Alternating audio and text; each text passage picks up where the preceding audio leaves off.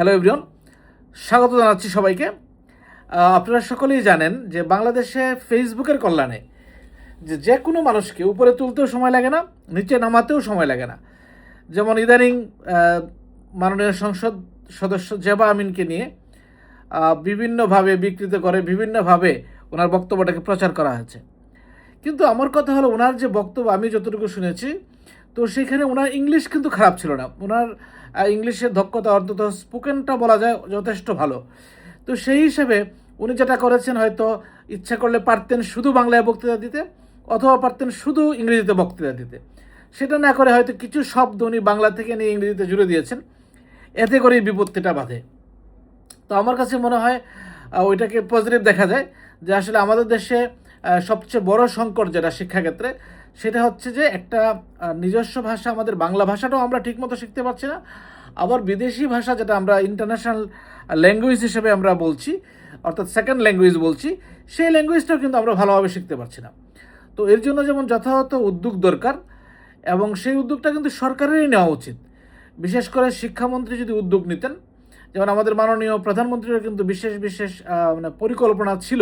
আমি যতটুকু আগে ওনার বক্তৃতা বিবৃতি শুনেছিলাম যে আমাদের দেশে বাংলা ইংরেজির পাশাপাশি আরও কয়েকটা ভাষা উনি ইন্ট্রোডিউস করবেন, তো সেটা হয় নাই।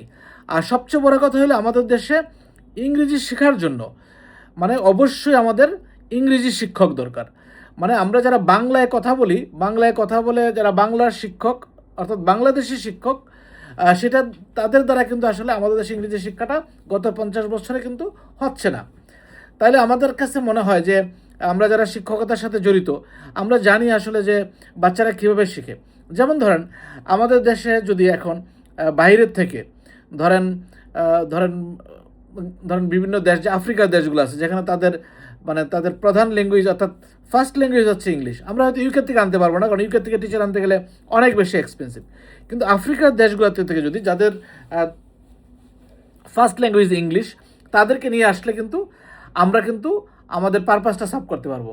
বিশেষ করে আমরা যদি প্রতিটা স্কুলে একজন করে ইংলিশ শিক্ষক নিয়োগ দিই, তাহলে দেখা যাবে দুইটা কাজ হবে। একটা হলো অন্যান্য শিক্ষকরা বাধ্য হবেন ওনার সাথে ইংরেজিতে কথা বলতে, ছাত্ররা বাধ্য হবে ওনার সাথে ইংরেজিতে কথা বলতে, কারণ উনি তো বাংলা জানেন না। তাহলে সেটার জন্য কিন্তু আমাদের দেশে যে এক্সিস্টিং বেতন কাঠামো আছে, সেটা দিয়েই সম্ভব। কারণ আমি যতদূর জানি যে ধরেন সেনেগাল, ঘানা, এই ধরনের দেশগুলোতে, আফ্রিকার অনেক দেশ আছে, ওরা ভালো ইংরেজি বলতে পারে। ওদের চাহিদাও কিন্তু বেশি না, ওদের দেশের বেতন কাঠামো থেকে আমাদের বেতন কাঠামো প্রায় দ্বিগুণ। তো সেই জায়গা থেকে কিন্তু আমরা মনে করি সরকার উদ্যোগ নিলে সেটা একটা ভালো ফল আসবে। ধন্যবাদ সবাইকে, সবাই ভালো থাকবেন, সুস্থ থাকবেন, এবং ইংরেজি শিক্ষা নিয়ে সবাই ভাববেন, যাতে আমাদের ভবিষ্যৎ প্রজন্ম ভালো দিকে যেতে পারে।